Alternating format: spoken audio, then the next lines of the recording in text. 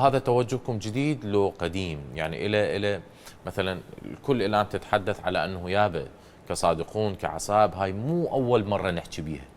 بال 2017 كان هنالك صحيح. حديث، تمام؟ صحيح. فبالتالي إلى جذور. طبعا أكثر من هذا.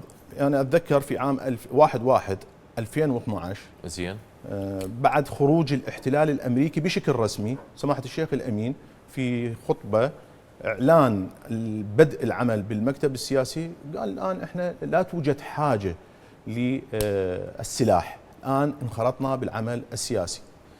في عام 2017 بعد إعلان النصر على داعش، هاي وفي مهمة كلام مال 2012. نعم. يعني لربما الشارع ما نعرف بها، يعني بعد اتفاقية الإطار الاستراتيجي، بعد الإعلان الرسمي بخروج القوات الأمريكية من العراق، زين، الشيخ قيس الخزعلي أعلن انخراطنا بالعمل السياسي. وفعلا في عام 1/1/2012 باكورة عمل المكتب السياسي في ذلك الوقت، لاعتقادنا أنه العملية السياسية بوجود محتل هي عملية منقوصة. تمام. لذلك لم نشارك في العمل السياسي قبل هذا التاريخ. زين. بعد هذا التاريخ صار مبرر شرعي وقانوني للمشاركة باعتبار أن العراق استعاد سيادته.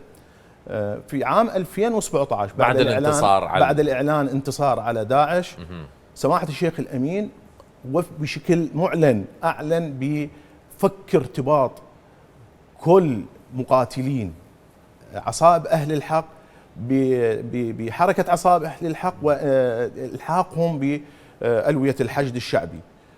وتكرر هذا الأمر في عام 2019 وتكرر الأمر مرة أخرى في عام 2022.